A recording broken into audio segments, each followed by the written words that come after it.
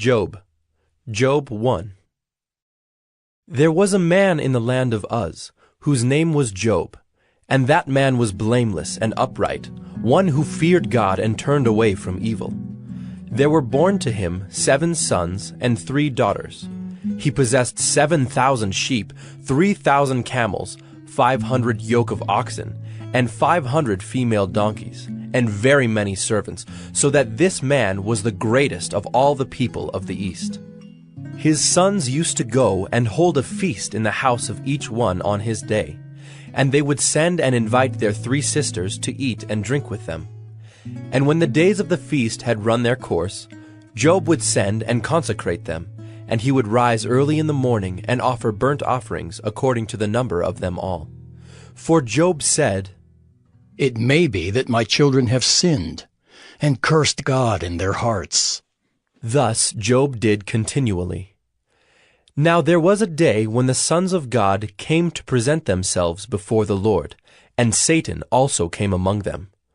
The Lord said to Satan, "From where have you come?" Satan answered the Lord and said, "From going to and fro on the earth and down on it." And the Lord said to Satan, "Have you considered my servant Job, that there is none like him on the earth? A blameless and upright man, who fears God and turns away from evil." Then Satan answered the Lord and said, "Does Job fear God for no reason? Have you not put a hedge around him and his house and all that he has on every side? You have blessed the work of his hands, and his possessions have increased in the land. But stretch out your hand and touch all that he has, and he will curse you to your face." And the Lord said to Satan, "Behold, all that he has is in your hand. Only against him do not stretch out your hand." So Satan went out from the presence of the Lord. Now there was a day when his sons and daughters were eating and drinking wine in their oldest brother's house. And there came a messenger to Job and said, "The oxen were plowing, and the donkeys feeding beside them, and the Sabaeans fell upon them, and took them, and struck down the servants with the edge of the sword, and I alone have escaped to tell you." While he was yet speaking, there came another and said, "The fire of God fell from heaven and burned up the sheep and the servants and consumed them, and I alone have escaped to tell you." While he was yet speaking, there came another and said, "The Chaldeans formed 3 groups and made a raid on the camels and took them and struck down the servants with the edge of the sword, and I alone have escaped to tell you." While he was yet speaking, there came another and said, "Your sons and daughters were eating and drinking wine in their oldest brother's house, and behold, a great wind came across the wilderness and struck the 4 corners of the house, and it fell upon the young people, and they are dead. And I alone have escaped to tell you." Then Job arose and tore his robe and shaved his head and fell on the ground and worshipped. And he said, "Naked I came from my mother's womb, and naked shall I return. The Lord gave, and the Lord has taken away. Blessed be the name of the Lord." In all this, Job did not sin or charge God with wrong. Job 2. Again, there was a day when the sons of God came to present themselves before the Lord, and Satan also came among them to present himself before the Lord. And the Lord said to Satan, "From where have you come?" Satan answered the Lord and said, "From going to and fro on the earth, and from walking up and down on it." And the Lord said to Satan, Have you considered my servant Job, that there is none like him on the earth, a blameless and upright man, who fears God and turns away from evil? He still holds fast his integrity, although you incited me against him to destroy him without reason. Then Satan answered the Lord and said, Skin for skin. All that a man has, he will give for his life. But stretch out your hand and touch his bone and his flesh, and he will curse you to your face. And the Lord said to Satan, Behold, he is in your hand. Only spare his life. So Satan went out from the presence of the Lord, and struck Job with loathsome sores from the sole of his foot to the crown of his head. And he took a piece of broken pottery with which to scrape himself while he sat in the ashes. Then his wife said to him, Do you still hold fast your integrity? Curse God and die. But he said to her, You speak as one of the foolish women would speak. Shall we receive good from God, and shall we not receive evil? In all this, Job did not sin with his lips. Now when Job's 3 friends heard of all this evil that had come upon him, they came each from his own place, Eliphaz the Temanite, Bildad the Shuhite, and Zophar the Naamathite. They made an appointment together to come to show him sympathy and comfort him. And when they saw him from a distance, they did not recognize him. And they raised their voices and wept, and they tore their robes and sprinkled dust on their heads toward heaven. And they sat with him on the ground 7 days and 7 nights, and no one spoke a word to him, for they saw that his suffering was very great. Job 3. After this, Job opened his mouth and cursed the day of his birth. And Job said, Let the day perish on which I was born, and the night that said, A man is conceived, let that day be darkness. May God above not seek it, nor light shine upon it. Let gloom and deep darkness claim it. Let clouds dwell upon it. Let the blackness of the day terrify it. That night, let thick darkness seize it. Let it not rejoice among the days of the year. Let it not come into the number of the months. Behold, let that night be barren. Let no joyful cry enter it. Let those curse it who curse the day, who are ready to rouse up Leviathan. Let the stars of its dawn be dark. Let it hope for light, but have none, nor see the eyelids of the morning, because it did not shut the doors of my mother's womb, nor hide trouble from my eyes. Why did I not die at birth, come out from the womb, and expire? Why did the knees receive me, or why the breasts that I should nurse? For then I would have laid down and been quiet. I would have slept. Then I would have been at rest with kings and counselors of the earth who rebuilt ruins for themselves, or with princes who had gold, who filled their houses with silver. Or why was I not as a hidden stillborn child, as infants who never see the light? There the wicked cease from troubling, and there the weary are at rest. There the prisoners are at ease together. They hear not the voice of the taskmaster. The small and the great are there, and the slave is free from his master. Why is light given to him who is in misery, and life to the bitter in soul, who long for death, but it comes not, and dig for it more than for hidden treasures, who rejoice exceedingly and are glad when they find the grave? Why is light given to a man whose way is hidden, whom God has hedged in? For my sighing comes instead of my bread, and my groanings are poured out like water. For the thing that I fear comes upon me, and what I dread befalls me. I am not at ease, nor am I quiet. I have no rest, but trouble comes. Job 4. Then Eliphaz the Temanite answered and said, If one ventures a word with you, will you be impatient? Yet who can keep from speaking? Behold, you have instructed many, and you have strengthened the weak hands. Your words have upheld him who was stumbling, and you have made firm the feeble knees. But now it has come to you, and you are impatient. It touches you, and you are dismayed. Is not your fear of God your confidence, and the integrity of your ways your hope? Remember, who that was innocent ever perished?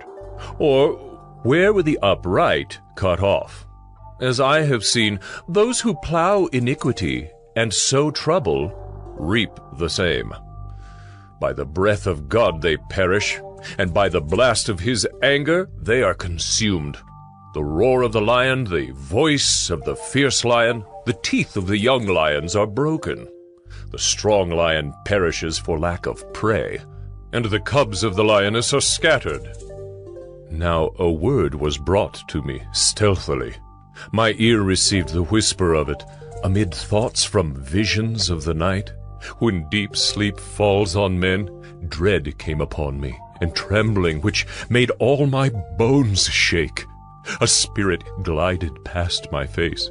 The hair of my flesh stood up. It stood still, but I could not discern its appearance. A form was before my eyes. There was silence. Then I heard a voice. Can mortal man be in the right before God? Can a man be pure before his Maker? Even in his servants he puts no trust, and his angels he charges with error. How much more those who dwell in houses of clay, whose foundation is in the dust, who are crushed like the moth? Between morning and evening they are beaten to pieces. They perish forever without anyone regarding it. Is not their tent cord plucked up within them? Do they not die, and that without wisdom? Job 5. Call now. Is there anyone who will answer you? To which of the holy ones will you turn? Surely vexation kills the fool, and jealousy slays the simple. I have seen the fool taking root, but suddenly I cursed his dwelling. His children are far from safety. They are crushed in the gate, and there is no one to deliver them. The hungry eat his harvest, and he takes it even out of thorns, and the thirsty pant after his wealth. For affliction does not come from the dust, nor does trouble sprout from the ground, but man is born to trouble as the sparks fly upward. As for me, I would seek God, and to God would I, who does great things and unsearchable, marvelous things without number. He gives rain on the earth and sends waters on the fields. He sets on high those who are lowly, and those who mourn are lifted to safety. He frustrates the devices of the crafty so that their hands achieve no success. He catches the wise in their own craftiness, and the schemes of the wily are brought to a quick end. They meet with darkness in the daytime and grope at noonday as in the night. But he saves the needy from the sword of their mouth and from the hand of the mighty, so the poor have hope, and injustice shuts her mouth. Behold, blessed is the one whom God reproves. Therefore despise not the discipline of the Almighty. For he wounds, but he binds up. He shatters, but his hands heal. He will deliver you from 6 troubles. In 7 no evil shall touch you. In famine he will redeem you from death, and in war from the power of the sword. You shall be hidden from the lash of the tongue, and shall not fear destruction when it comes. At destruction and famine you shall laugh, and shall not fear the beasts of the earth. For you shall be in league with the stones of the field, and the beasts of the field shall be at peace with you. You shall know that your tent is at peace, and you shall inspect your fold and miss nothing.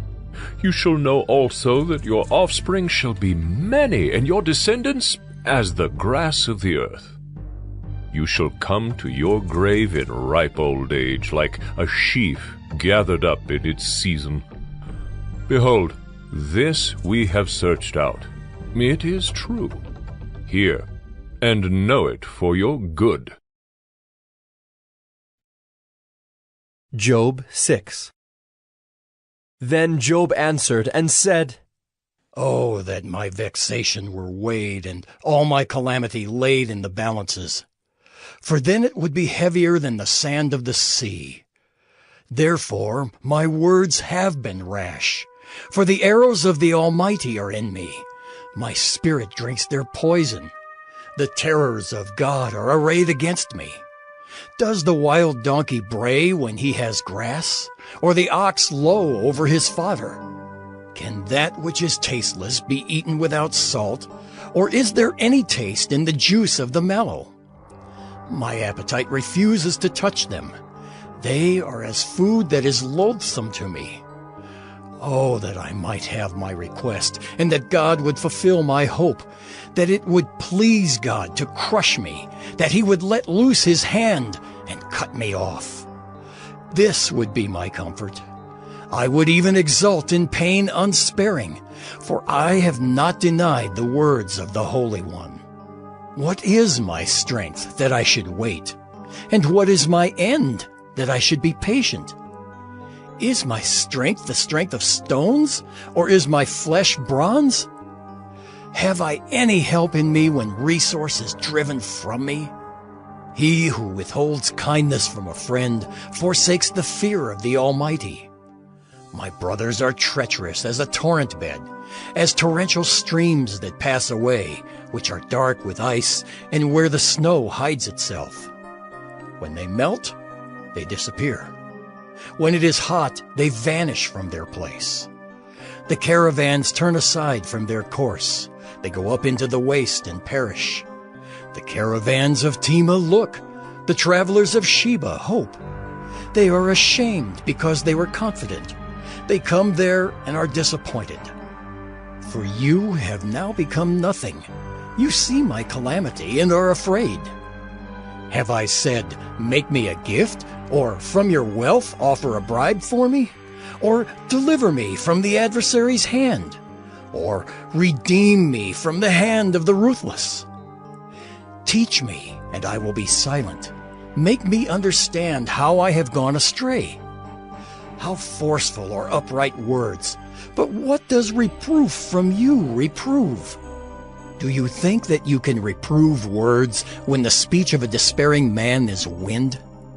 You would even cast lots over the fatherless and bargain over your friend. But now, be pleased to look at me, for I will not lie to your face. Please turn, let no injustice be done. Turn now, my vindication is at stake. Is there any injustice on my tongue? Cannot my palate discern the cause of calamity? Job 7. Has not man a hard service on earth, and are not his days like the days of a hired hand? Like a slave who longs for the shadow, and like a hired hand who looks for his wages, so I am allotted months of emptiness, and nights of misery are apportioned to me. When I lie down, I say, when shall I arise? But the night is long, and I am full of tossing till the dawn. My flesh is clothed with worms and dirt. My skin hardens, then breaks out afresh. My days are swifter than a weaver's shuttle, and come to their end without hope. Remember that my life is a breath. My eye will never again see good. The eye of him who sees me will behold me no more. While your eyes are on me, I shall be gone. As the cloud fades and vanishes, so he who goes down to Sheol does not come up. He returns no more to his house, nor does his place know him anymore. Therefore, I will not restrain my mouth. I will speak in the anguish of my spirit. I will complain in the bitterness of my soul. Am I the sea, or a sea monster, that you set a guard over me? When I say, my bed will comfort me, my couch will ease my complaint, then you scare me with dreams and terrify me with visions, so that I would choose strangling and death rather than my bones. I loathe my life. I would not live forever. Leave me alone, for my days are a breath. What is man, that you make so much of him, and that you set your heart on him? Visit him every morning, and test him every moment. How long will you not look away from me, nor leave me alone till I swallow my spit? If I sin, what do I do to you, you watcher of mankind? Why have you made me your mark? Why have I become a burden to you? Why do you not pardon my transgression and take away my iniquity? For now I shall lie in the earth. You will seek me, but I shall not be. Job 8. Then Bildad the Shuhite answered and said, How long will you say these things, and the words of your mouth be a great wind? Does God pervert justice, or does the Almighty pervert the right? If your children have sinned against him, he has delivered them into the hand of their transgression. If you will seek God and plead with the Almighty for mercy, if you are pure and upright, surely then he will rouse himself for you and restore your rightful habitation. And though your beginning was small, your latter days will be very great. For inquire, please, of bygone ages, and consider what the fathers have searched out. For we are but of yesterday, and know nothing. For our days on earth are a shadow. Will they not teach you and tell you and utter words out of their understanding? Can papyrus grow where there is no marsh? Can reeds flourish where there is no water? While yet in flower and not cut down, they wither before any other plant. Such are the paths of all who forget God. The hope of the godless shall perish. His confidence is severed, and his trust is a spider's web. He leans against his house, but it does not stand. He lays hold of it, but it does not endure. He is a lush plant before the sun, and his shoots spread over his garden. His roots entwine the stone heap. He looks upon a house of stones. If he is destroyed from his place, then it will deny him, saying, I have never seen you. Behold, this is the joy of his way, and out of the soil others will spring. Behold, God will not reject a blameless man, nor take the hand of evildoers. He will yet fill your mouth with laughter and your lips with shouting. Those who hate you will be clothed with shame, and the tent of the wicked will be no more. Job 9. Then Job answered and said, Truly, I know that it is so. But how can a man be in the right before God? If one wished to contend with him, one could not answer him once in 1,000 times. He is wise in heart and mighty in strength. Who has hardened himself against him and succeeded? He who removes mountains, and they know it not when he overturns them in his anger, who shakes the earth out of its place, and its pillars tremble, who commands the sun, and it does not rise, who seals up the stars, who alone stretched out the heavens and trampled the waves of the sea, who made the Bear and Orion, the Pleiades, and the chambers of the south, who does great things beyond searching out, and marvelous things beyond number. Behold, he passes by me, and I see him not. He moves on, but I do not perceive him. Behold, he snatches away. Who can turn him back? Who will say to him, What are you doing? God will not turn back his anger. Beneath him bowed the helpers of Rahab. How then can I answer him, choosing my words with him? Though I am in the right, I cannot answer him. I must appeal for mercy to my accuser. If I summoned him and he answered me, I would not believe that he was listening to my voice.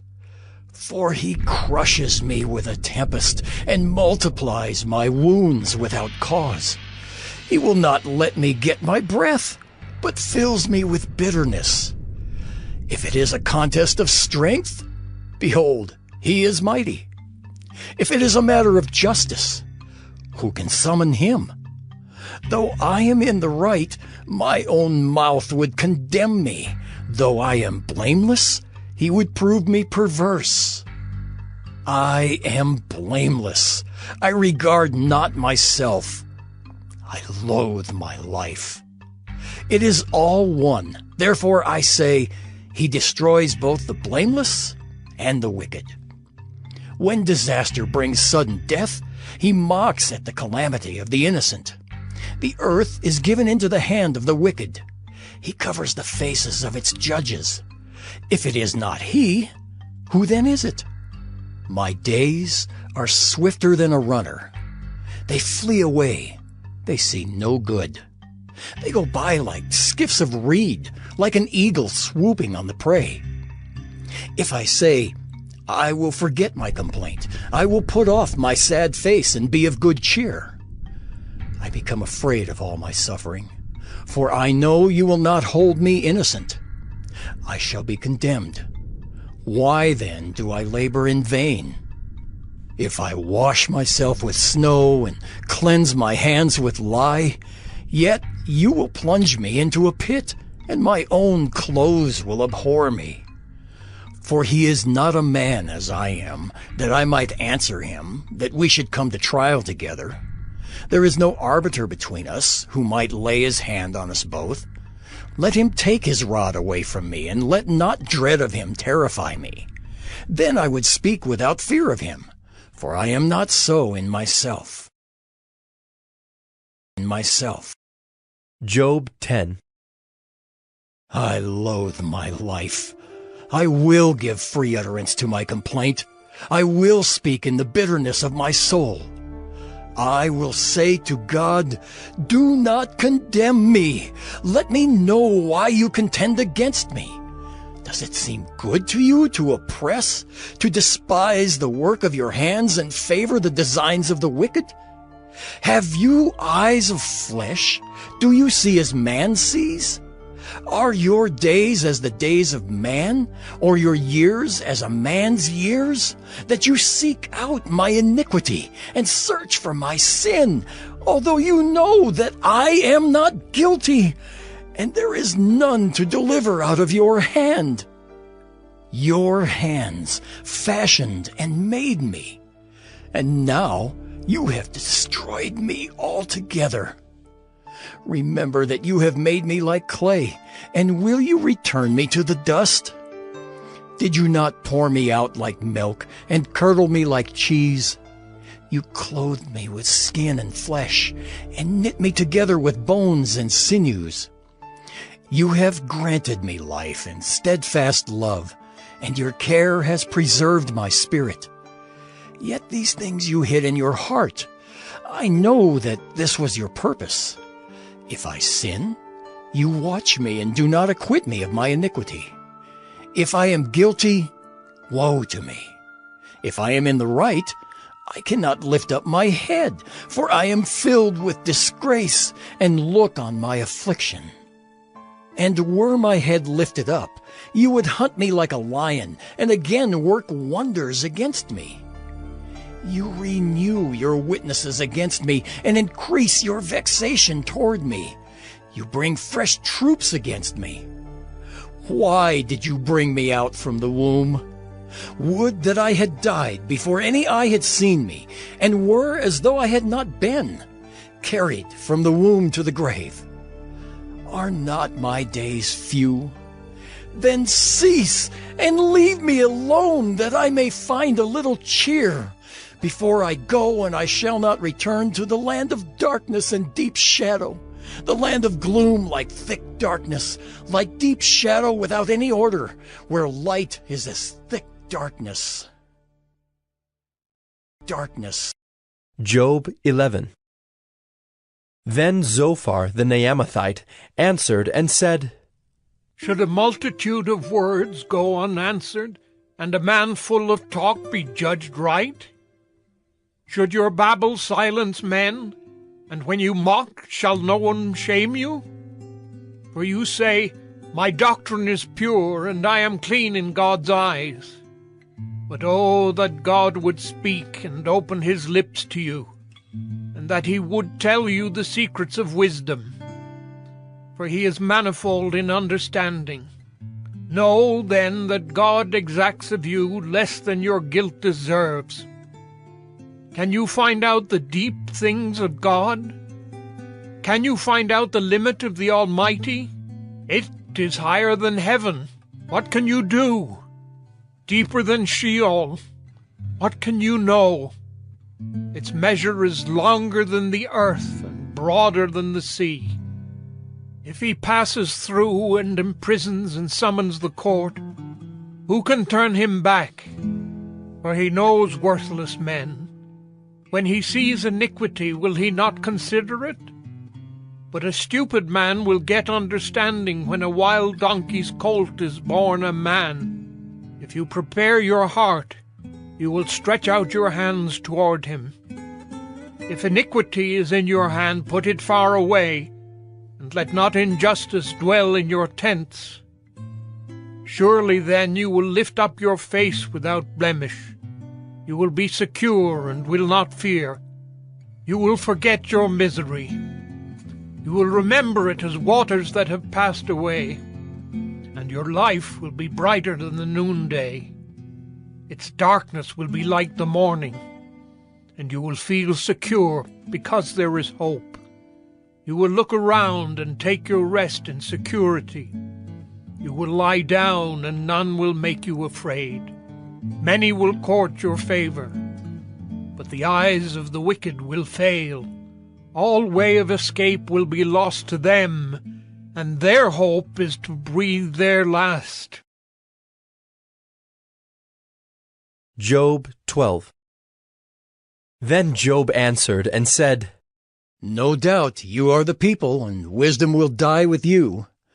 But I have understanding as well as you. I am not inferior to you. Who does not know such things as these? I am a laughingstock to my friends. I, who called to God and he answered me, a just and blameless man, am a laughingstock. In the thought of one who is at ease, there is contempt for misfortune. It is ready for those whose feet slip. The tents of robbers are at peace, and those who provoke God are secure, who bring their God in their hand. But ask the beasts, and they will teach you, the birds of the heavens, and they will tell you, or the bushes of the earth, and they will teach you, and the fish of the sea will declare to you. Who among all these does not know that the hand of the Lord has done this? In his hand is the life of every living thing, and the breath of all mankind. Does not the ear test words as the palate tastes food? Wisdom is with the aged, and understanding in length of days. With God are wisdom and might. He has counsel and understanding. If he tears down, none can rebuild. If he shuts a man in, none can open. If he withholds the waters, they dry up. If he sends them out, they overwhelm the land. With him are strength and sound wisdom. The deceived and the deceiver are his. He leads counselors away stripped, and judges he makes fools. He looses the bonds of kings and binds a waistcloth on their hips. He leads priests away stripped and overthrows the mighty. He deprives of speech those who are trusted and takes away the discernment of the elders. He pours contempt on princes and loosens the belt of the strong. He uncovers the deeps out of darkness and brings deep darkness to light. He makes nations great, and he destroys them. He enlarges nations and leads them away. He takes away understanding from the chiefs of the people of the earth and makes them wander in a pathless waste. They grope in the dark without light, and he makes them stagger like a drunken man. Job 13. Behold, my eye has seen all this, my ear has heard and understood it. What you know, I also know. I am not inferior to you. But I would speak to the Almighty, and I desire to argue my case with God. As for you, you whitewash with lies. Worthless physicians are you all. Oh, that you would keep silent, and it would be your wisdom. Hear now my argument, and listen to the pleadings of my lips. Will you speak falsely for God and speak deceitfully for him? Will you show partiality toward him? Will you plead the case for God? Will it be well with you when he searches you out? Or can you deceive him as one deceives a man? He will surely rebuke you if in secret you show partiality. Will not his majesty terrify you, and the dread of him fall upon you? Your maxims are proverbs of ashes. Your defenses are defenses of clay. Let me have silence, and I will speak, and let come on me what may. Why should I take my flesh in my teeth, and put my life in my hand? Though he slay me, I will hope in him.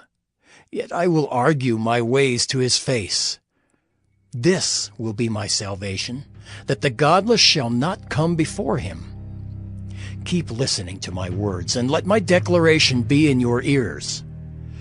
Behold, I have prepared my case. I know that I shall be in the right.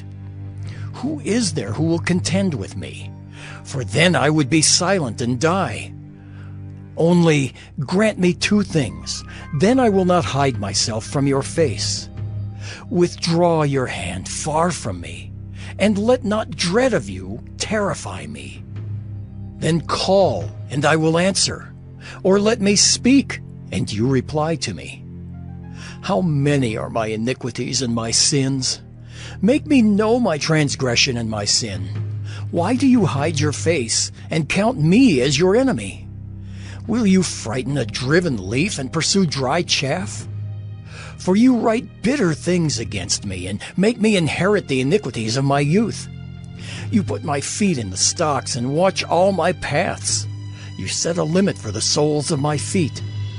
Man wastes away like a rotten thing, like a garment that is moth-eaten.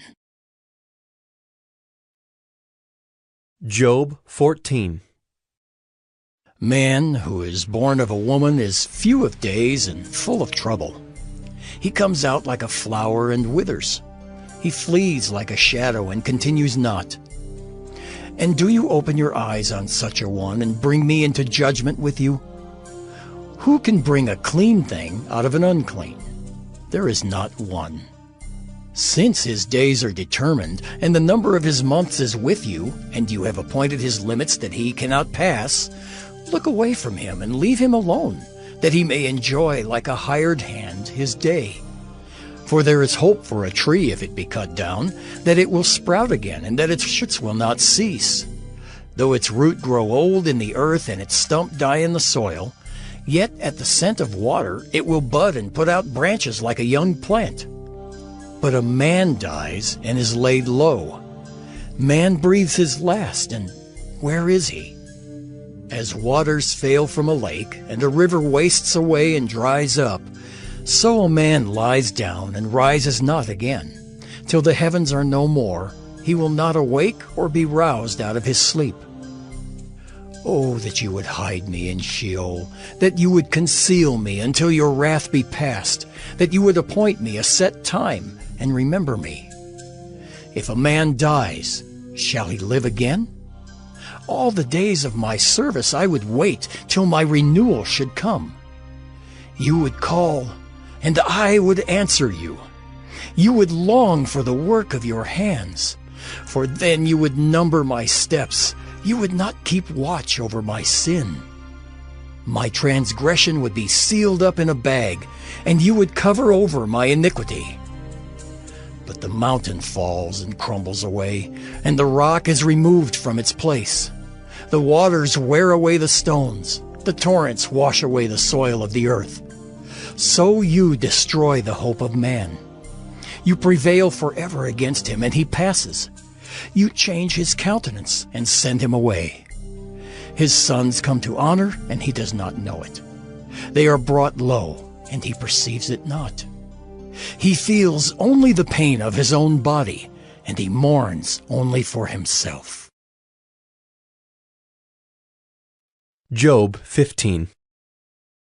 Then Eliphaz the Temanite answered and said, Should a wise man answer with windy knowledge, and fill his belly with the east wind?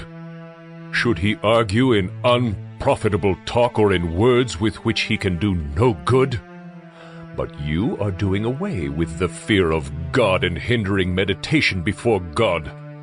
For your iniquity teaches your mouth, and you choose the tongue of the crafty. Your own mouth condemns you, and not I. Your own lips testify against you. Are you the first man who was born?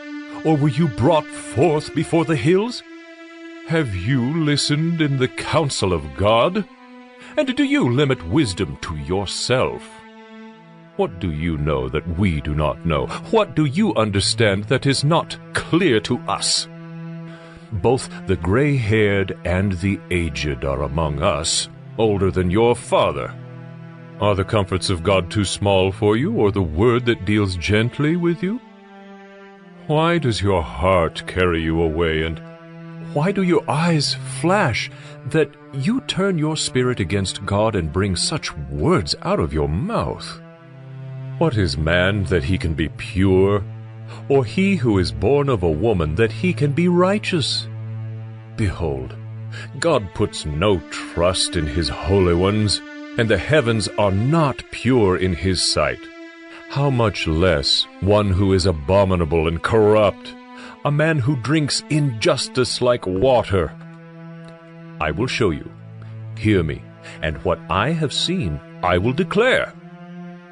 What wise men have told without hiding it from their fathers, to whom alone the land was given, and no stranger passed among them? The wicked man writhes in pain all his days, through all the years that are laid up for the ruthless. Dreadful sounds are in his ears. In prosperity the destroyer will come upon him. He does not believe that he will return out of darkness, and he is marked for the sword. He wanders abroad for bread, saying, Where is it? He knows that a day of darkness is ready at his hand. Distress and anguish terrify him. They prevail against him like a king ready for battle.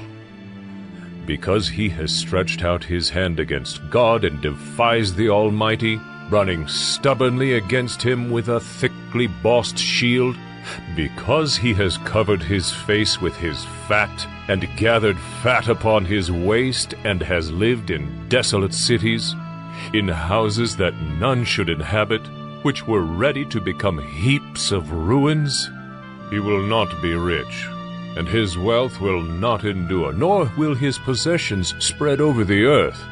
He will not depart from darkness. The flame will dry up his shoots, and by the breath of his mouth he will depart. Let him not trust in emptiness, deceiving himself. For emptiness will be his payment. It will be paid in full before his time, and his branch will not be green.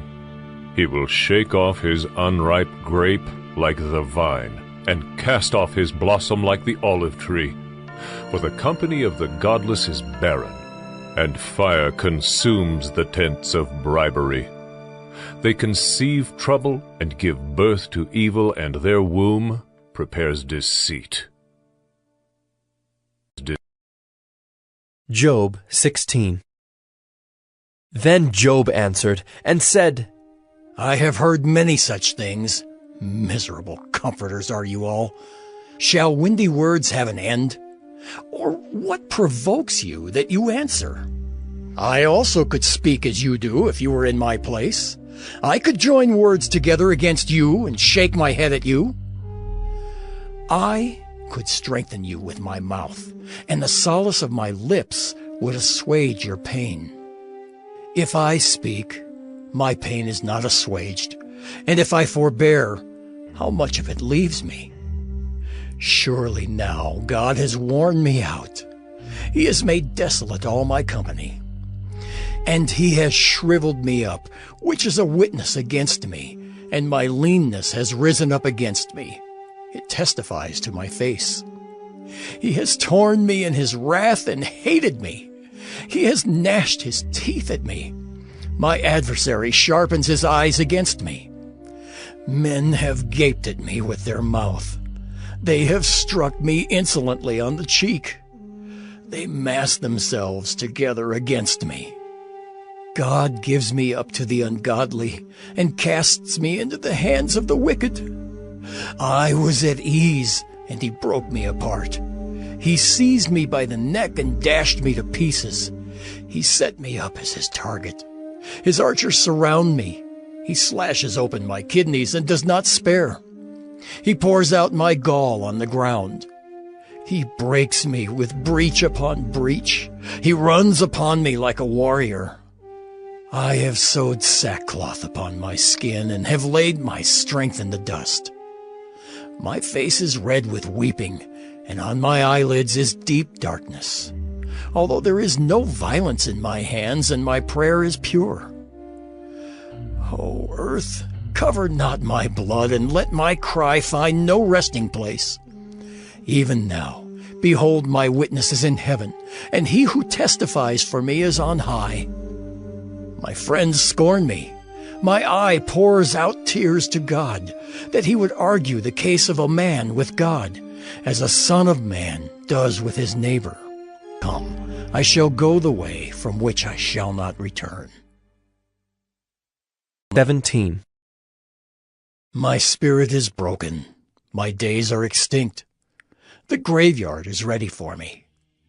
Surely there are mockers about me, and my eye dwells on their provocation.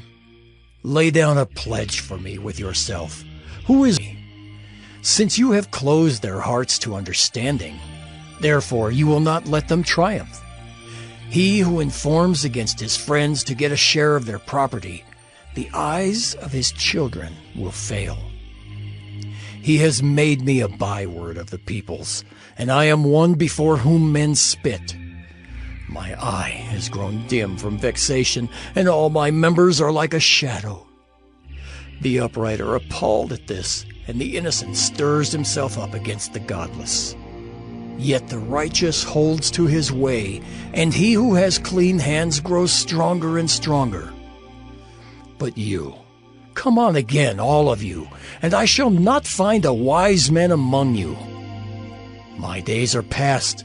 My plans are broken off, the desires of my heart. They make night into day. The light, they say, is near to the darkness.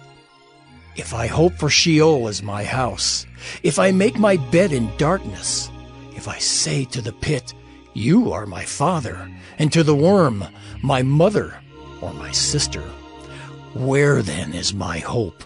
Who will see my hope? Will it go down to the bar? Shall we descend together into the dust? Job 18.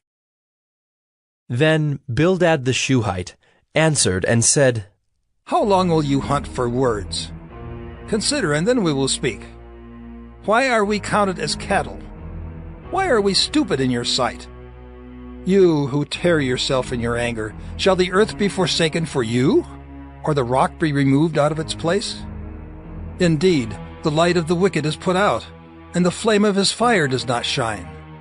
The light is dark in his tent, and his lamp above him is put out. His strong steps are shortened, and his own schemes throw him down. For he is cast into a net by his own feet, and he walks on its mesh. A trap seizes him by the heel, a snare lays hold of him. A rope is hidden for him in the ground, a trap for him in the path. Terrors frighten him on every side and chase him at his heels. His strength is famished, and calamity is ready for his stumbling. It consumes the parts of his skin. The firstborn of death consumes his limbs.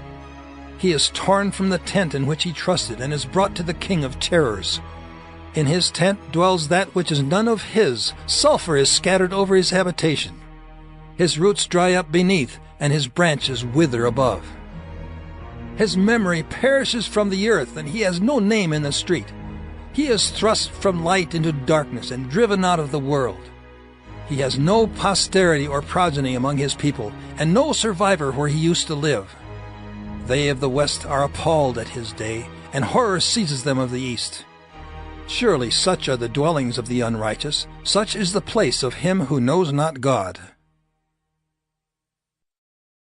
Job 19. Then Job answered and said, How long will you torment me and break me in pieces with words? These 10 times you have cast reproach upon me. Are you not ashamed to wrong me? And even if it be true that I have erred, my error remains with myself. If indeed you magnify yourselves against me and make my disgrace an argument against me, know then that God has put me in the wrong and closed his net about me. Behold, I cry out violence, but I am not answered. I call for help, but there is no justice. He has walled up my way so that I cannot pass, and he has set darkness upon my paths. He has stripped from me my glory and taken the crown from my head. He breaks me down on every side, and I am gone, and my hope has he pulled up like a tree. He has kindled his wrath against me and counts me as his adversary. His troops come on together. They have cast up their siege ramp against me and encamp around my tent. He has put my brothers far from me, and those who knew me are wholly estranged from me. My relatives have failed me.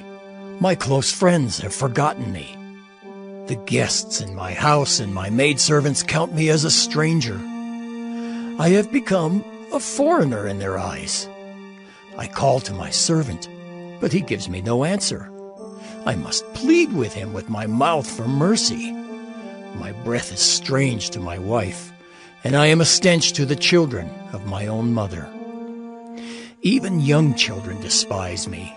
When I rise, they talk against me.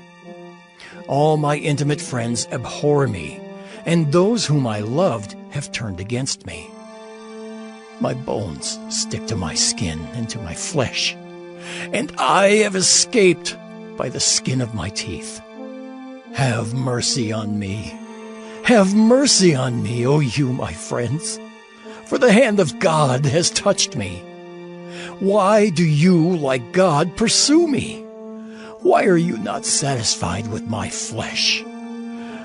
Oh, that my words were written. Oh, that they were inscribed in a book. Oh, that with an iron pen and lead they were engraved in the rock forever. For I know that my Redeemer lives, and at the last he will stand upon the earth. And after my skin has been thus destroyed, yet in my flesh I shall see God, whom I shall see for myself, and my eyes shall behold, and not another. My heart faints within me. If you say, How we will pursue him, and the root of the matter is found in him, be afraid of the sword, for wrath brings the punishment of the sword, that you may know there is a judgment. Job 20. Then Zophar the Naamathite answered and said, Therefore my thoughts answer me, because of my haste within me. I hear censure that insults me, and out of my understanding a spirit answers me. Do you not know this from of old, since man was placed on earth, that the exulting of the wicked is short, and the joy of the godless but for a moment? Though his height mount up to the heavens, and his head reach to the clouds, he will perish forever like his own dung. Those who have seen him will say, 'Where is he?' He will fly away like a dream and not be found. He will be chased away like a vision of the night. The eye that saw him will see him no more, nor will his place any more behold him. His children will seek the favor of the poor, and his hands will give back his wealth. His bones are full of his youthful vigor, but it will lie down with him in the dust.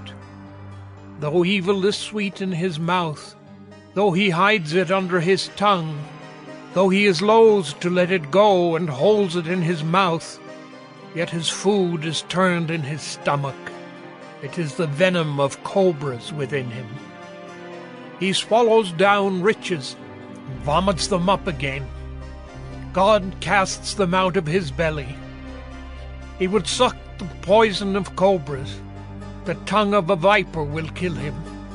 He will not look upon the rivers, the streams flowing with honey and curds. He will give back the fruit of his toil and will not swallow it down. From the profit of his trading he will get no enjoyment, for he has crushed and abandoned the poor. He has seized a house that he did not build. Because he knew no contentment in his belly, he will not let anything in which he delights escape him. There was nothing left after he had eaten. Therefore his prosperity will not endure. In the fullness of his sufficiency he will be in distress. The hand of everyone in misery will come against him. To fill his belly to the full, God will send his burning anger against him and rain it upon him into his body. He will flee from an iron weapon. A bronze arrow will strike him through. It is drawn forth and comes out of his body. The glittering point comes out of his gallbladder. Terrors come upon him. Utter darkness is laid up for his treasures. A fire not fanned will devour him. What is left in his tent will be consumed. The heavens will reveal his iniquity, and the earth will rise up against him. The possessions of his house will be carried away, dragged off in the day of God's wrath. This is the wicked man's portion from God, the heritage decreed for him by God. Job 21. Then Job answered and said, Keep listening to my words, and let this be your comfort.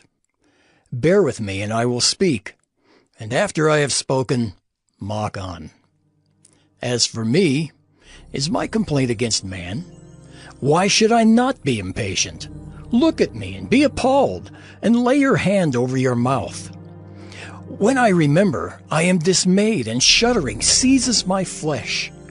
Why do the wicked live, reach old age, and grow mighty in power? Their offspring are established in their presence, and their descendants before their eyes. Their houses are safe from fear, and no rod of God is upon them. Their bull breeds without fail. Their cow calves and does not miscarry. They send out their little boys like a flock, and their children dance. They sing to the tambourine and the lyre, and rejoice to the sound of the pipe. They spend their days in prosperity, and in peace they go down to Sheol. They say to God, Depart from us. We do not desire the knowledge of your ways. What is the alms serve him? And what profit do we get if we pray to him? Behold, is not their prosperity in their hand? The counsel of the wicked is far from me. How often is it that the lamp of the wicked is put out, that their calamity comes upon them, that God distributes pains in his anger, that they are like straw before the wind, and like chaff that the storm carries away? You say, God stores up their iniquity for their children. Let him pay it out to them, that they may know it. Let their own eyes see their destruction, and let them drink of the wrath of the Almighty. For what do they care for their houses after them, when the number of their months is cut off? Will any teach God knowledge, seeing that he judges those who are on high? One dies in his full vigor, being wholly at ease and secure, his pails full of milk and the marrow of his bones moist. Another dies in bitterness of soul, never having tasted of prosperity. They lie down alike in the dust, and the worms cover them. Behold, I know your thoughts and your schemes to wrong me. For you say, where is the house of the prince? Where is the tent in which the wicked lived? Have you not asked those who travel the roads, and do you not accept their testimony that the evil man is spared in the day of calamity, that he is rescued in the day of wrath? Who declares his way to his face, and who repays him for what he has done? When he is carried to the grave, watch is kept over his tomb. The clods of the valley are sweet to him. All mankind follows after him, and those who go before him are innumerable. How then will you comfort me with empty nothings? There is nothing left of your answers but falsehood. Job 22. Then Eliphaz the Temanite answered and said, Can a man be profitable to God? Surely he who is wise is profitable to himself. Is it any pleasure to the Almighty if you are in the right? Or is it gain to him if you make your ways blameless? Is it for your fear of him that he reproves you and enters into judgment with you? Is not your evil abundant? There is no end to your iniquities. For you have exacted pledges of your brothers for nothing, and stripped the naked of their clothing. You have given no water to the weary to drink, and you have withheld bread from the hungry. The man with power possessed the land, and the favored man lived in it. You have sent widows away empty, and the arms of the fatherless were crushed. Therefore, snares are all around you, and sudden terror overwhelms you, or darkness so that you cannot see, and a flood of water covers you. Is not God high in the heavens? See the highest stars, how lofty they are? But you say, What does God know? Can he judge through the deep darkness? Thick clouds veil him so that he does not see, and he walks on the vault of heaven. Will you keep to the old way that wicked men have trod? They were snatched away before their time. Their foundation was washed away. They said to God, Depart from us, and what can the Almighty do to us? Yet he filled their houses with good things, but the counsel of the wicked is far from me. The righteous see it and are glad. The innocent one mocks at them, saying, Surely our adversaries are cut off, and what they left the fire has consumed. Agree with God, and be at peace. Thereby good will come to you. Receive instruction from his mouth, and lay up his words in your heart. If you return to the Almighty, you will be built up. If you remove injustice far from your tents, if you lay gold in the dust, and gold of Ophir among the stones of the torrent bed, then the Almighty will be your gold and your precious silver. For then you will delight yourself in the Almighty and lift up your face to God. You will make your prayer to him, and he will hear you, and you will pay your vows. You will decide on a matter, and it will be established for you. And light will shine on your ways, for when they are humbled, you say, It is because of pride. But he saves the lowly. He delivers even the one who is not innocent, who will be delivered through the cleanness of your hands. Job 23. Then Job answered and said, Today also my complaint is bitter. My hand is heavy on account of my groaning. Oh, that I knew where I might find him, that I might come even to his seat. I would lay my case before him and fill my mouth with arguments. I would know what he would answer me and understand what he would say to me. Would he contend with me in the greatness of his power? No, he would pay attention to me. There, an upright man could argue with him, and I would be acquitted forever by my judge. Behold, I go forward, but he is not there, and backward, but I do not perceive him. On the left hand, when he is working, I do not behold him. He turns to the right hand, but I do not see him. But he knows the way that I take. When he has tried me, I shall come out as gold. My foot has held fast to his steps. I have kept his way, and have not turned aside. I have not departed from the commandment of his lips. I have treasured the words of his mouth more than my portion of food. But he is unchangeable, and who can turn him back? What he desires, that he does. For he will complete what he appoints for me, and many such things are in his mind. Therefore, I am terrified at his presence. When I consider, I am in dread of him.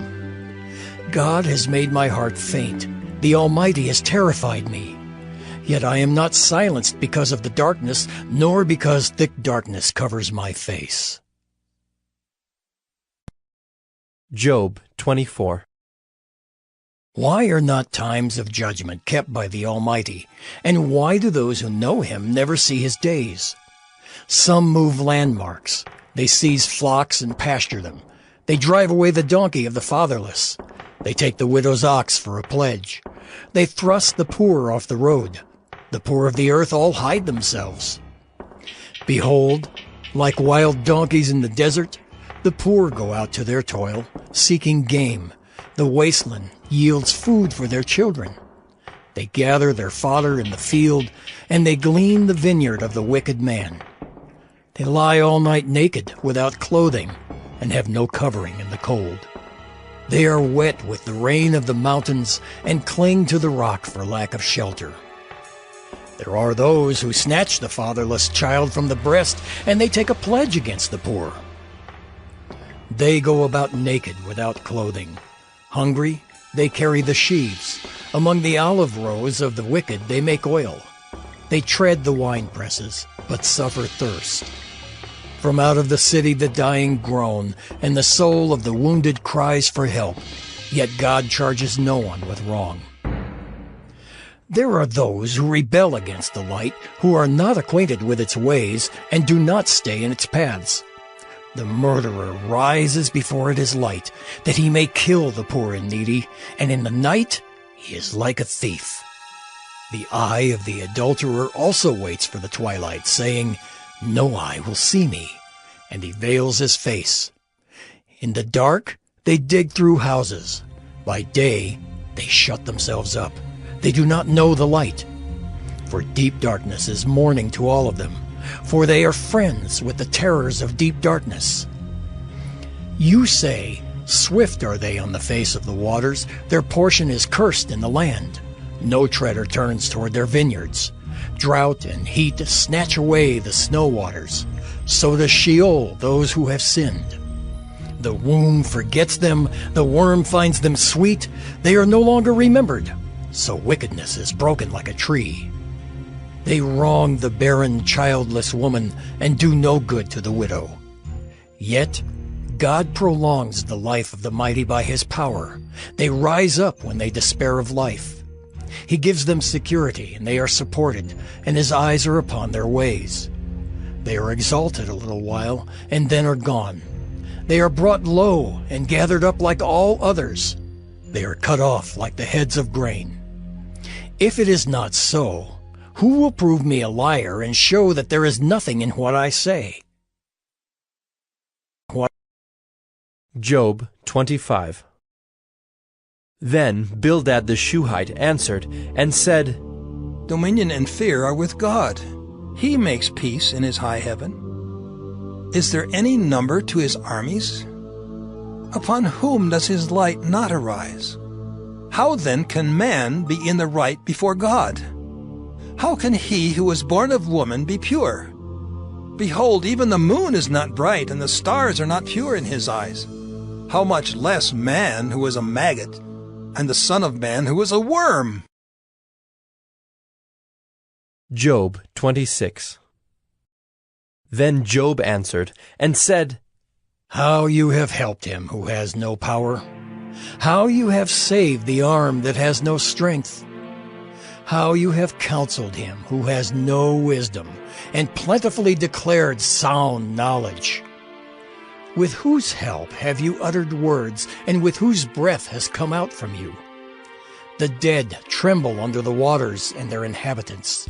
Sheol is naked before God, and Abaddon has no covering.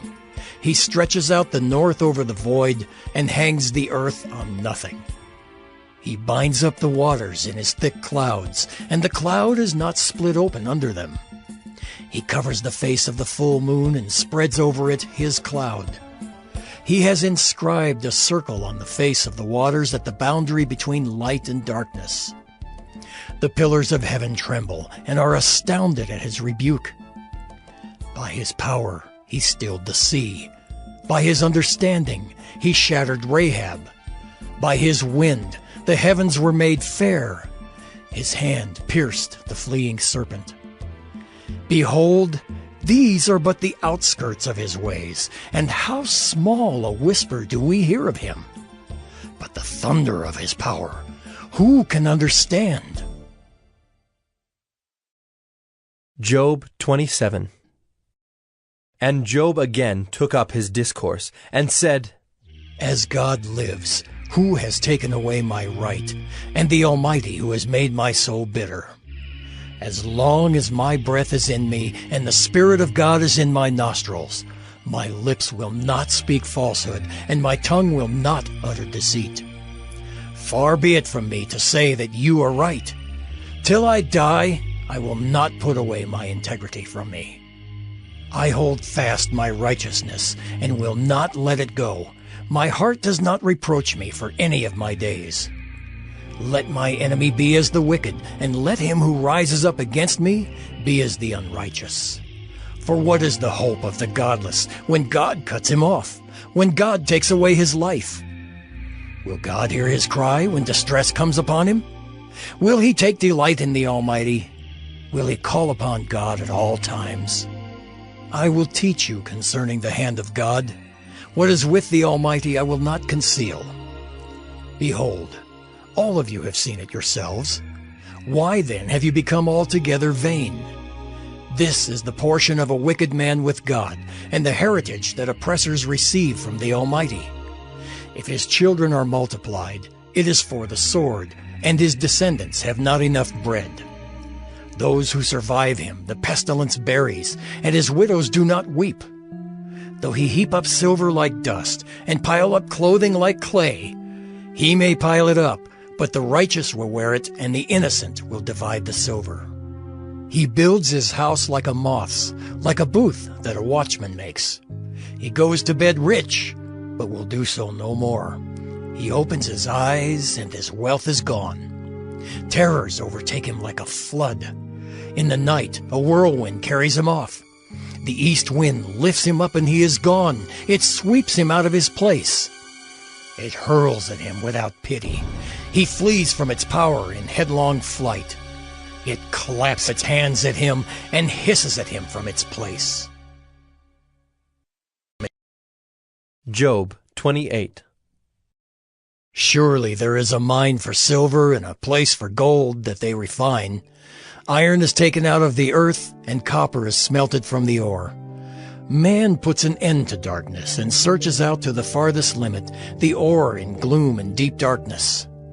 He opens shafts in a valley away from where anyone lives. They are forgotten by travelers. They hang in the air, far away from mankind. They swing to and fro.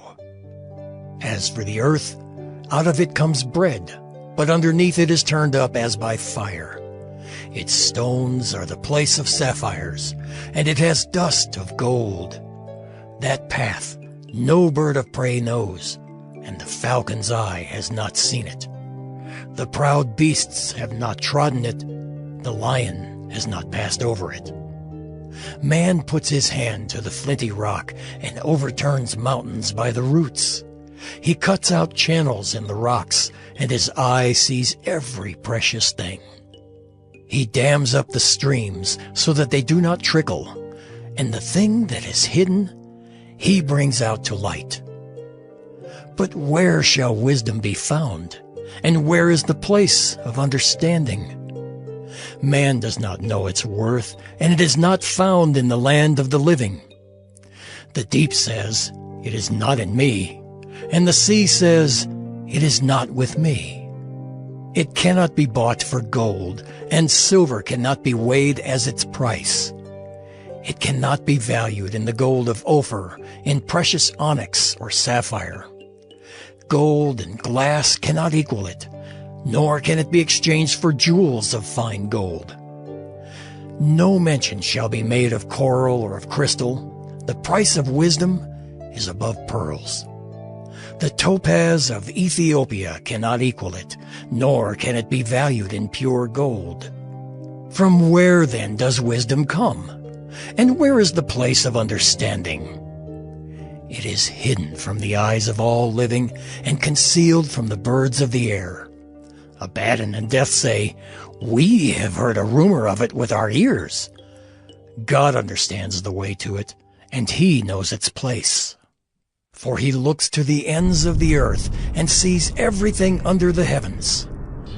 When he gave to the wind its weight, and apportioned the waters by measure, when he made a decree for the rain and a way for the lightning of the thunder, then he saw it and declared it. He established it and searched it out. And he said to man, "Behold, the fear of the Lord, that is wisdom, and to turn away from evil is understanding." Job 29. And Job again took up his discourse, and said, "Oh, that I were as in the months of old, as in the days when God watched over me, when his lamp shone upon my head, and by his light I walked through darkness as I was in my prime, when the friendship of God was upon my tent, when the Almighty was yet with me, when my children were all around me, when my steps were washed with butter, and the rock poured out for me streams of oil. When I went out to the gate of the city, when I prepared my seat in the square, the young men saw me and withdrew, and the aged rose and stood. The princes refrained from talking and laid their hand on their mouth. The voice of the nobles was hushed, and their tongues stuck to the roof of their mouth. When the ear heard, it called me blessed, and when the eye saw, it approved, because I delivered the poor who cried for help, and the fatherless who had none to help him. The blessing of him who was about to perish came upon me, and I caused the widow's heart to sing for joy. I put on righteousness, and it clothed me. My justice was like a robe and a turban. I was eyes to the blind and feet to the lame. I was a father to the needy, and I searched out the cause of him whom I did not know. I broke the fangs of the unrighteous, and made him drop his prey from his teeth. Then I thought, I shall die in my nest, and I shall multiply my days as the sand. My roots spread out to the waters, with the dew all night on my branches, my glory fresh with me, and my bow ever new in my hand. Men listened to me and waited and kept silence for my counsel. After I spoke, they did not speak again, and my word dropped upon them. They waited for me as for the rain, and they opened their mouths as for the spring rain. I smiled on them when they had no confidence, and the light of my face they did not cast down. I chose their way and sat as chief, and I lived like a king among his troops, like one who comforts mourners. Job 30. But now they laugh at me, men who are younger than I, whose fathers I would have disdained to set with the dogs of my flock. What could I gain from the strength of their hands, men whose vigor is gone? Through want and hard hunger, they gnaw the dry ground by night in waste and desolation. They pick saltwort and the leaves of bushes and the roots of the broom tree for their food. They are driven out from human company. They shout after them as after a thief. In the gullies of the torrents they must dwell, in holes of the earth and of the rocks. Among the bushes they bray, under the nettles they huddle together. A senseless, a nameless brood, they have been whipped out of the land. And now I have become their song. I am a byword to them. They abhor me. They keep aloof from me. They do not hesitate to spit at the sight of me. Because God has loosed my cord and humbled me, they have cast off restraint in my presence. On my right hand, the rabble rise. They push away my feet. They cast up against me their ways of destruction. They break up my path. They promote my calamity. They need no one to help them. As through a wide breach they come. Amid the crash they roll on. Terrors are turned upon me.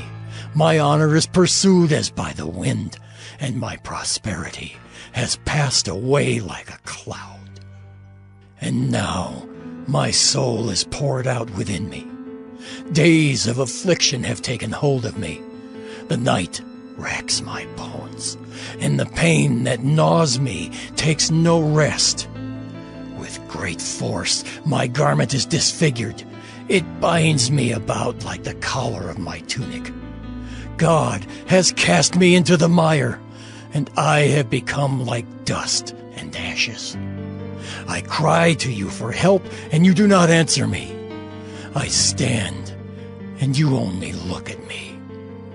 You have turned cruel to me. With the might of your hand you persecute me. You lift me up on the wind. You make me ride on it, and you toss me about in the roar of the storm. For I know that you will bring me to death and to the house appointed for all living.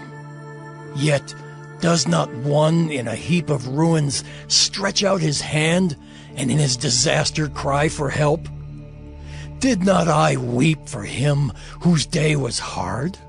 Was not my soul grieved for the needy? But when I hoped for good, evil came, and when I waited for light, darkness came. My inward parts are in turmoil and never still. Days of affliction come to meet me. I go about darkened, but not by the sun.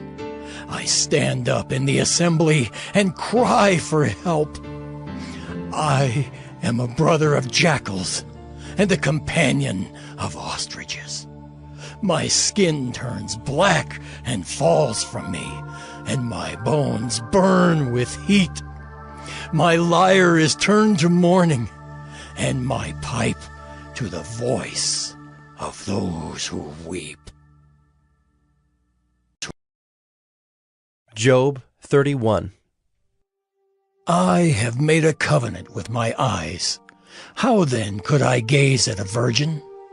What would be my portion from God above and my heritage from the Almighty on high?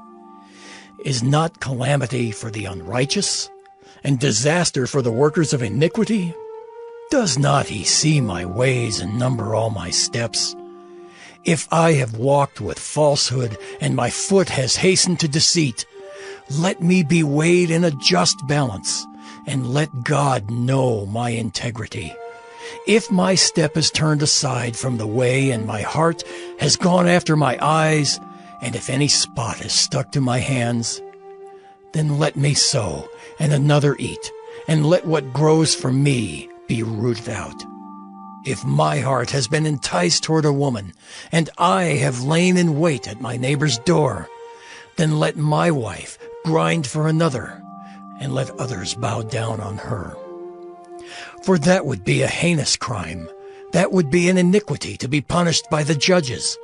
For that would be a fire that consumes as far as Abaddon, and it would burn to the root all my increase. If I have rejected the cause of my manservant or my maidservant when they brought a complaint against me, what then shall I do when God rises up? When he makes inquiry, what shall I answer him? Did not he who made me in the womb make him? And did not one fashion us in the womb? If I have withheld anything that the poor desired, or have caused the eyes of the widow to fail, or have eaten my morsel alone, and the fatherless has not eaten of it, for from my youth the fatherless grew up with me as with a father, and from my mother's womb I guided the widow. If I have seen anyone perish for lack of clothing, or the needy without covering, if his body has not blessed me, and if he was not warmed with the fleece of my sheep, if I have raised my hand against the fatherless because I saw my help in the gate, then let my shoulder blade fall from my shoulder, and let my arm be broken from its socket. For I was in terror of calamity from God, and I could not have faced his majesty. If I have made gold my trust, or called fine gold my confidence, if I have rejoiced because my wealth was abundant, or because my hand had found much, if I have looked at the sun when it shone, or the moon moving in splendor, and my heart has been secretly enticed, and my mouth has kissed my hand, this also would be an iniquity to be punished by the judges, for I would have been false to God above. If I have rejoiced at the ruin of him who hated me, or exulted when evil overtook him, I have not let my mouth sin by asking for his life with a curse. If the men of my tent have not said, "Who is there that has not been filled with his meat?" The sojourner has not lodged in the street. I have opened my doors to the traveler. If I have concealed my transgressions as others do, by hiding my iniquity in my bosom, because I stood in great fear of the multitude, and the contempt of families terrified me, so that I kept silence and did not go out of doors. Oh, that I had one to hear me. Here is my signature. Let the Almighty answer me. Oh, that I had the indictment written by my adversary. Surely I would carry it on my shoulder. I would bind it on me as a crown. I would give him an account of all my steps. Like a prince I would approach him. If my land has cried out against me, and its furrows have wept together, if I have eaten its yield without payment, and made its owners breathe their last, let thorns grow instead of wheat, and foul weeds instead of barley. The words of Job are ended. Job 32. So these 3 men ceased to answer Job, because he was righteous in his own eyes. Then Elihu the son of Barachel the Buzite, of the family of Ram, burned with anger. He burned with anger at Job, because he justified himself rather than God. He burned with anger also at Job's 3 friends, because they had found no answer, although they had declared Job to be in the wrong. Now Elihu had waited to speak to Job, because they were older than he. And when Elihu saw that there was no answer in the mouth of these 3 men, he burned with anger. And Elihu the son of Barachel the Buzite answered and said, I am young in years, and you are aged. Therefore I was timid and afraid to declare my opinion to you. I said, Let days speak, and many years teach wisdom. But it is the spirit in man, the breath of the Almighty, that makes him understand. It is not the old who are wise, nor the aged who understand what is right. Therefore I say, Listen to me. Let me also declare my opinion. Behold, I waited for your words, I listened for your wise sayings while you searched out what to say.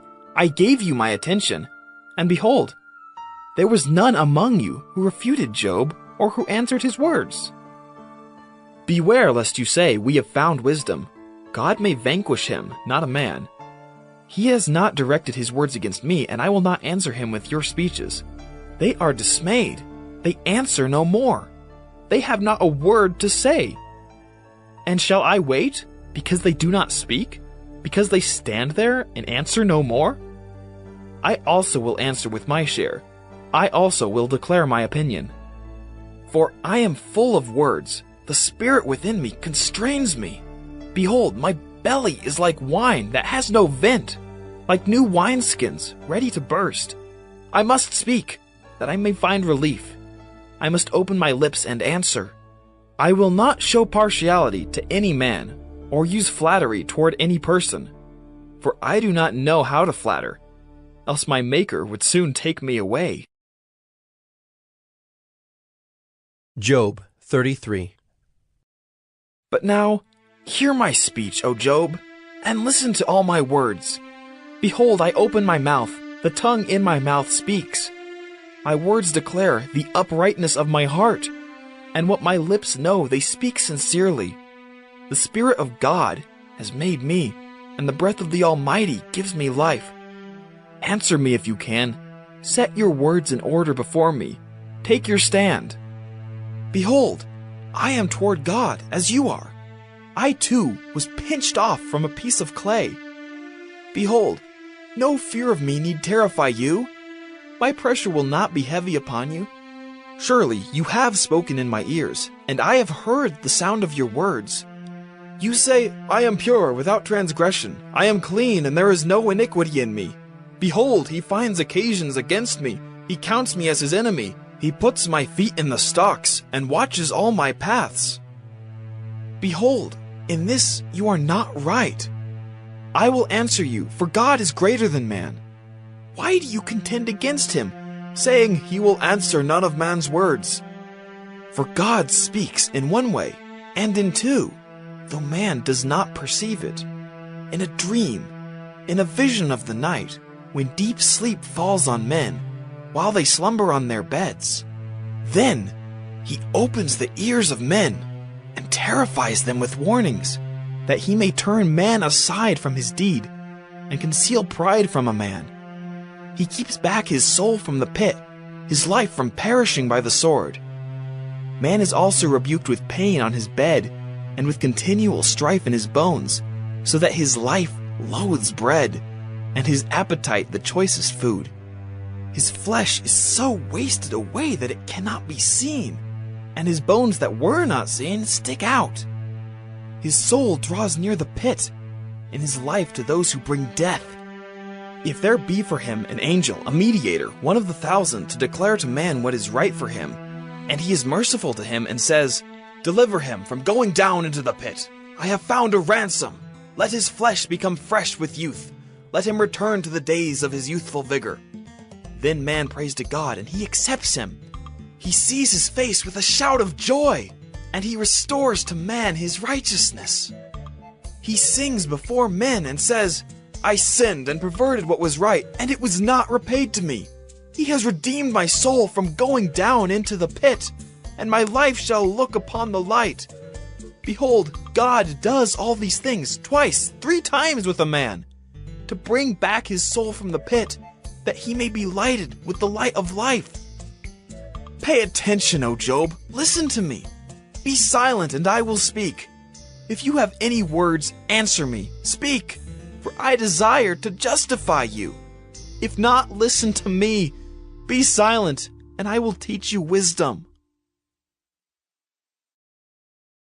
Job 34. Then Elihu answered and said, Hear my words, you wise men, and give ear to me, you who know. For the ear tests words as the palate tastes food. Let us choose what is right. Let us know among ourselves what is good. For Job has said, I am in the right, and God has taken away my right. In spite of my right, I am counted a liar. My wound is incurable, though I am without transgression. What man is like Job, who drinks up scoffing like water, who travels in company with evildoers and walks with wicked men? For he has said, It profits a man nothing that he should take delight in God. Therefore, hear me, you men of understanding. Far be it from God that he should do wickedness, and from the Almighty that he should do wrong. For according to the work of a man, he will repay him, and according to his ways, he will make it befall him. Of a truth, God will not do wickedly. and the Almighty will not pervert justice. Who gave him charge over the earth? And who laid on him the whole world? If he should set his heart to it, and gather to himself his spirit and his breath, all flesh would perish together, and man would return to dust. If you have understanding, hear this. Listen to what I say. Shall one who hates justice govern? Will you condemn him who is righteous and mighty, who says to a king, worthless one, and to nobles, wicked man, who shows no partiality to princes, nor regards the rich more than the poor, for they are all the work of his hands? In a moment they die. At midnight the people are shaken and pass away, and the mighty are taken away by no human hand. For his eyes are in the ways of a man, and he sees all his steps. There is no gloom or deep darkness where evildoers may hide themselves. For God has no need to consider a man further, that he should go before God in judgment. He shatters the mighty without investigation, and sets others in their place. Thus, knowing their works, he overturns them in the night, and they are crushed. He strikes them for their wickedness in a place for all to see, because they turned aside from following him, and had no regard for any of his ways, so that they caused the cry of the poor to come to him, and he heard the cry of the afflicted. When he is quiet, who can condemn? When he hides his face, who can behold him? Whether it be a nation or a man, that a godless man should not reign, that he should not ensnare the people. For has anyone said to God, I have borne punishment, I will not offend any more. Teach me what I do not see. If I have done iniquity, I will do it no more. Will he then make repayment to suit you, because you reject it? For you must choose, and not I. Therefore, declare what you know. Men of understanding will say to me, and the wise man who hears me will say, Job speaks without knowledge. His words are without insight. Would that Job were tried to the end, because he answers like wicked men. For he adds rebellion to his sin. He claps his hands among us and multiplies his words against God. Job 35.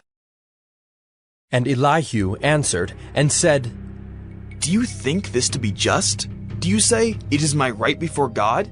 That you ask, what advantage have I? How am I better off than if I had sinned? I will answer you, and your friends with you. Look at the heavens and see, and behold the clouds, which are higher than you. If you have sinned, what do you accomplish against him? And if your transgressions are multiplied, what do you do to him? If you are righteous, what do you give to him? Or what does he receive from your hand? Your wickedness concerns a man like yourself, and your righteousness a son of man. Because of the multitude of oppressions, people cry out. They call for help because of the arm of the mighty. But none says, Where is God, my Maker, who gives songs in the night, who teaches us more than the beasts of the earth, and makes us wiser than the birds of the heavens? There they cry out, but he does not answer, because of the pride of evil men.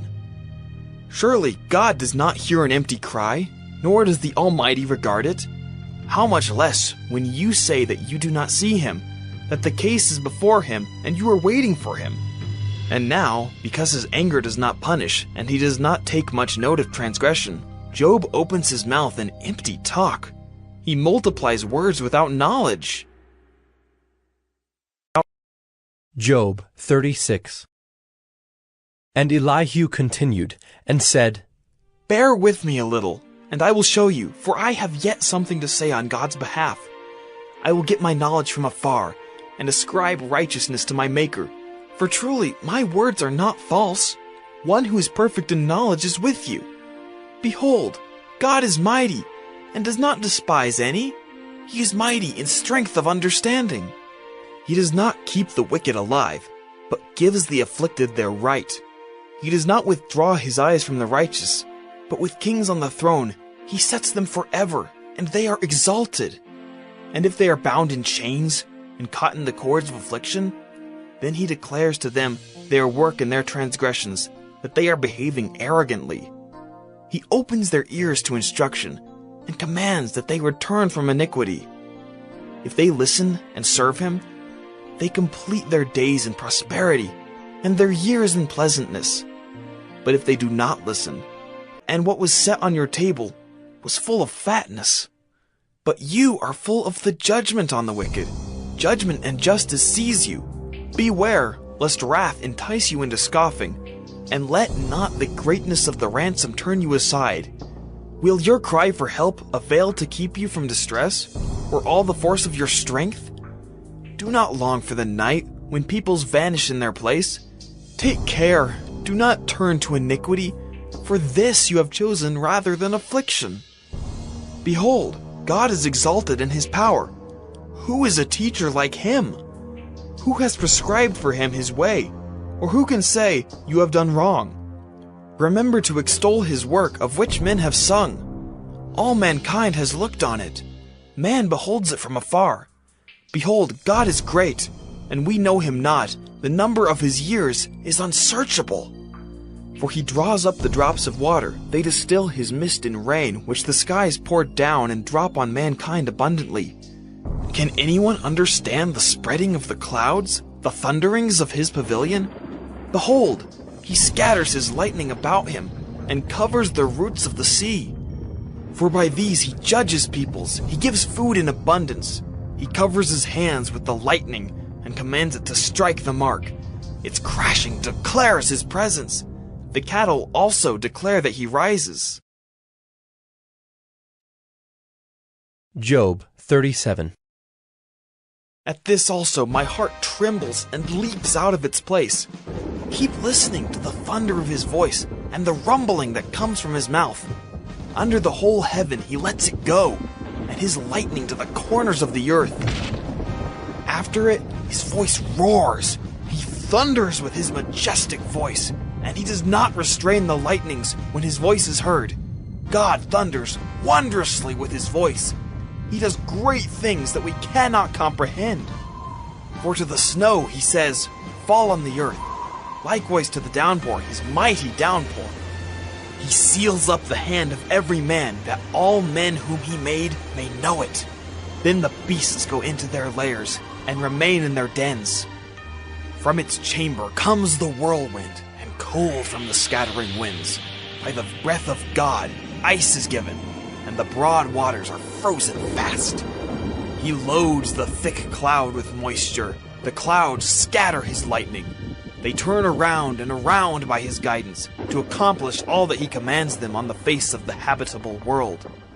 Whether for correction, or for his land, or for love, he causes it to happen.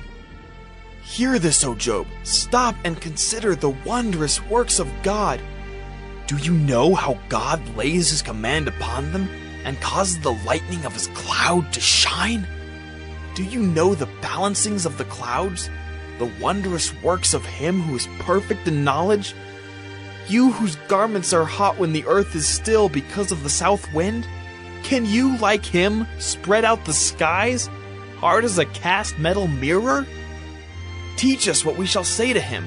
We cannot draw up our case because of darkness. Shall it be told him that I would speak? Did a man ever wish that he would be swallowed up? And now, no one looks on the light when it is bright in the skies, when the wind has passed and cleared them. Out of the north comes golden splendor. God is clothed with awesome majesty. The Almighty, we cannot find him. He is great in power. Justice and abundant righteousness he will not violate. Therefore men fear him. He does not regard any who are wise in their own conceit. Job 38. Then the Lord answered Job out of the whirlwind, and said, Who is this that darkens counsel by words without knowledge? Dress for action like a man. I will question you, and you make it known to me. Where were you when I laid the foundation of the earth?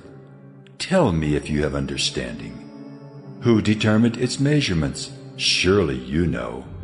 Or who stretched the line upon it? On what were its bases sunk? Or who laid its cornerstone when the morning stars sang together, and all the sons of God shouted for joy? Or who shut in the sea with doors when it burst out from the womb? when I made clouds its garment and thick darkness its swaddling band, and prescribed limits for it, and set bars and doors, and said, Thus far shall you come, and no farther, and here shall your proud waves be stayed. Have you commanded the morning since your days began, and caused the dawn to know its place, that it might take hold of the skirts of the earth, and the wicked be shaken out of it? It is changed like clay under the seal, and its features stand out like a garment. From the wicked their light is withheld, and their uplifted arm is broken. Have you entered into the springs of the sea, or walked in the recesses of the deep? Have the gates of death been revealed to you, or have you seen the gates of deep darkness? Have you comprehended the expanse of the earth? Declare if you know all this. Where is the way to the dwelling of light? And where is the place of darkness, that you may take it to its territory, and that you may discern the paths to its home? You know, for you were born then, and the number of your days is great. Have you entered the storehouses of the snow, or have you seen the storehouses of the hail, which I have reserved for the time of trouble, for the day of battle and war? What is the way to the place where the light is distributed, or where the east wind is scattered upon the earth? Who has cleft a channel for the torrents of rain, and a way for the thunderbolt, to bring rain on a land where no man is, on the desert in which there is no man, to satisfy the waste and desolate land, and to make the ground sprout with grass? Has the rain a father? Or who has begotten the drops of dew? From whose womb did the ice come forth? And who has given birth to the frost of heaven? The waters become hard like stone, and the face of the deep is frozen. Can you bind the chains of the Pleiades, or loose the cords of Orion? Can you lead forth the Mazzaroth in their season, or can you guide the bear with its children? Do you know the ordinances of the heavens? Can you establish their rule on the earth? Can you lift up your voice to the clouds, that a flood of waters may cover you? Can you send forth lightnings, that they may go and say to you, Here we are? Who has put wisdom in the inward parts, or given understanding to the mind? Who can number the clouds by wisdom? Or who can tilt the water skins of the heavens, when the dust runs into a mass, and the clods stick fast together? Can you hunt the prey for the lion, or satisfy the appetite of the young lions when they crouch in their dens, or lie in wait in their thicket? Who provides for the raven its prey when its young ones cry to God for help, and wander about for lack of food? Job 39. Do you know when the mountain goats give birth? Do you observe the calving of the does? Can you number the months that they fulfill? And do you know the time when they give birth? When they crouch, bring forth their offspring, and are delivered of their young. Their young ones become strong. They grow up in the open. They go out and do not return to them. Who has let the wild donkey go free? Who has loosed the bonds of the swift donkey, to whom I have given the arid plain for his home, and the salt land for his dwelling place? He scorns the tumult of the city. He hears not the shouts of the driver. He ranges the mountains as his pasture, and he searches after every green thing. Is the wild ox willing to serve you? Will he spend the night at your manger? Can you bind him in the furrow with ropes? Or will he harrow the valleys after you? Will you depend on him because his strength is great? And will you leave to him your labor? Do you have faith in him that he will return your grain and gather it to your threshing floor? The wings of the ostrich wave proudly, but are they the pinions and plumage of love? For she leaves her eggs to the earth, and lets them be warmed on the ground, forgetting that a foot may crush them, and that the wild beast may trample them. She deals cruelly with her young, as if they were not hers. Though her labor be in vain, yet she has no fear, because God has made her forget wisdom, and given her no share in understanding. When she rouses herself to flee, she laughs at the horse and his rider. Do you give the horse his might? Do you clothe his neck with a mane? Do you make him leap like the locust? His majestic snorting is terrifying. He paws in the valley and exults in his strength. He goes out to meet the weapons. He laughs at fear and is not dismayed. He does not turn back from the sword. Upon him rattle the quiver, the flashing spear and the javelin. With fierceness and rage he swallows the ground. He cannot stand still at the sound of the trumpet.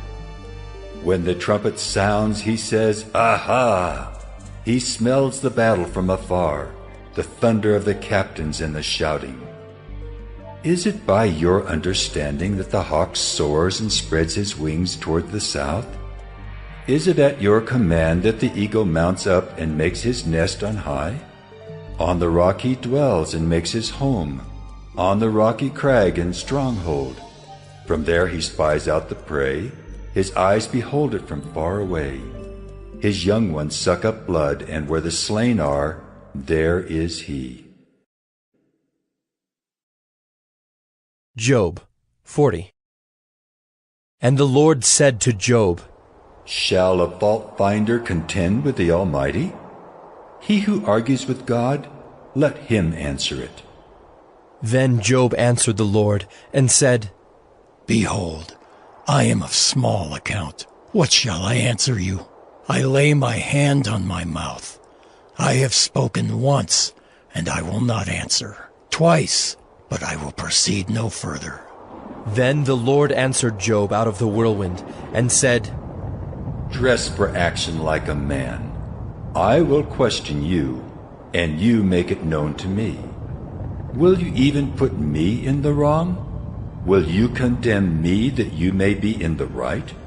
Have you an arm like God, and can you thunder with a voice like his? Adorn yourself with majesty and dignity. Clothe yourself with glory and splendor. Pour out the overflowings of your anger, and look on everyone who is proud and abase him. Look on everyone who is proud, and bring him low. Tread down the wicked where they stand. With the lotus plants he lies, in the shelter of the reeds and in the marsh. For his shade, the lotus trees cover him. The willows of the brooks surround him. Behold, if the river is turbulent, he is not frightened. He is confident though Jordan rushes against his mouth. Can one take him by his eyes, or pierce his nose with a snare? Job 41. Can you draw out Leviathan with a fishhook, or press down his tongue with a cord? Can you put a rope in his nose, or pierce his jaw with a hook? Will he make many pleas to you? Will he speak to you soft words? You to take him for your servant forever? Will you play with him as with a bird? Or will you put him on a leash for your girls? Will traders bargain over him? Will they divide him up among the merchants? Can you fill his skin with harpoons, or his head with fishing spears? Lay your hands on him. Remember the battle. You will not do it again. Behold, the hope of a man is false. He is laid low even at the sight of him. No one is so fierce that he dares to stir him up. Who then is he who can stand before me? Who has first given to me that I should repay him? Whatever is under the whole heaven is mine. I will not keep silence concerning his limbs, or his mighty strength, or his goodly frame. Who can strip off his outer garment? Who would come near him with a bridle? Who can open the doors of his face? Around his teeth is terror. His back is made of rows of shields, shut up closely as with a seal. One is so near to another that no air can come between them. They are joined one to another. They clasp each other and cannot be separated. His sneezings flash forth light, and his eyes are like the eyelids of the dawn. Out of his mouth go flaming torches, sparks of fire leap forth. Out of his nostrils comes forth smoke, as from a boiling pot and burning rushes. His breath kindles coals, and a flame comes forth from his mouth. In his neck abides strength, and terror dances before him. The folds of his flesh stick together, firmly cast on him and immovable. His heart is hard as a stone, hard as the lower millstone. When he raises himself up, the mighty are afraid. At the crashing they are beside themselves. Though the sword reaches him, it does not avail, nor the spear, the dart, or the javelin. He counts iron as straw and bronze as rotten wood. The arrow cannot make him flee. For him slingstones are turned to stubble. Clubs are counted as stubble. He laughs at the rattle of javelins. His underparts are like sharp potsherds. He spreads himself like a threshing sledge on the mire. He makes the deep boil like a pot. He makes the sea like a pot of ointment. Behind him he leaves a shining wake. One would think the deep to be white-haired. On earth there is not his like, a creature without fear. He sees everything that is high. He is king over all the sons of pride. Job 42. Then Job answered the Lord and said, I know that you can do all things, and that no purpose of yours can be thwarted. Who is this that hides counsel without knowledge? Therefore I have uttered what I did not understand, things too wonderful for me, which I did not know. Hear, and I will speak. I will question you, and you make it known to me. I had heard of you by the hearing of the ear, but now my eye sees you. Therefore I despise myself, and repent in dust and ashes. After the Lord had spoken these words to Job, the Lord said to Eliphaz the Temanite, My anger burns against you and against your two friends, for you have not spoken of me what is right has. Now therefore take 7 bulls and 7 rams, and go to my servant Job, and offer up a burnt offering for yourselves. And my servant Job shall pray for you, for I will accept his prayer not to deal with you according to your folly. For you have not spoken of me what is right, as my servant Job has. So Eliphaz the Temanite, and Bildad the Shuhite, and Zophar the Naamathite went and did what the Lord had told them, and the Lord accepted Job's prayer. And the Lord restored the fortunes of Job when he had prayed for his friends. And the Lord gave Job twice as much as he had before. Then came to him all his brothers and sisters, and all who had known him before, and ate bread with him in his house. And they showed him sympathy, and comforted him for all the evil that the Lord had brought upon him. And each of them gave him a piece of money and a ring of gold. And the Lord blessed the latter days of Job more than his beginning. And he had 14,000 sheep, 6,000 camels, 1,000 yoke of oxen, and 1,000 female donkeys. He had also 7 sons and 3 daughters. And he called the name of the first daughter Jemimah, and the name of the second Keziah, and the name of the third Karen-Happuch. And in all the land there were no women so beautiful as Job's daughters. And their father gave them an inheritance among their brothers. And after this Job lived 140 years, and saw his sons and his sons' sons 4 generations. And Job died an old man and full of days.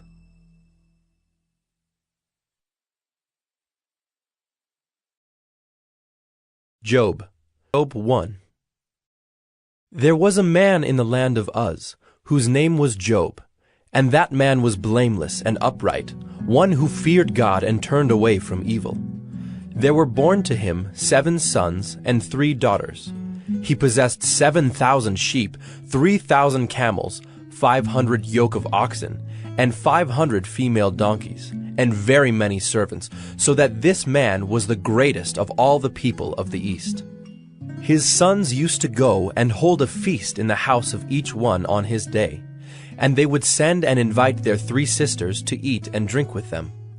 And when the days of the feast had run their course, Job would send and consecrate them, and he would rise early in the morning and offer burnt offerings according to the number of them all. For Job said, "It may be that my children have sinned, and cursed God in their hearts." Thus Job did continually. Now there was a day when the sons of God came to present themselves before the Lord, and Satan also came among them. The Lord said to Satan, "From where have you come?" Satan answered the Lord and said, "From going to and fro on the earth, and from walking up and down on it. Hedge around him and his house and all that he has. I have blessed the work of his hands, and his possessions have increased in the land. But stretch out your hand and touch all that he has, and he will curse you to your face." The Lord said to Satan, "Behold, all that he has is in your hand.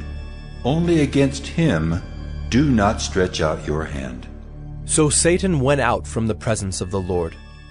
Now there was a day when his sons and daughters were eating and drinking wine in their oldest brother's house. And there came a messenger to Job and said, The oxen were plowing, and the donkeys feeding beside them. And the Sabaeans fell upon them, and took them, and struck down the servants with the edge of the sword. And I alone have escaped to tell you. While he was yet speaking, there came another and said, The fire of God fell from heaven and burned up the sheep and the servants, and consumed them, and I alone have escaped to tell you. While he was yet speaking, there came another and said, The Chaldeans formed 3 groups and made a raid on the camels and took them and struck down the servants with the edge of the sword, and I alone have escaped to tell you. While he was yet speaking, there came another and said, Your sons and daughters were eating and drinking wine in their oldest brother's house, and behold, a great wind came across the wilderness and struck the 4 corners of the house, and it fell upon the young people, and they are dead. And I alone have escaped to tell you. Then Job arose and tore his robe and shaved his head and fell on the ground and worshipped. And he said,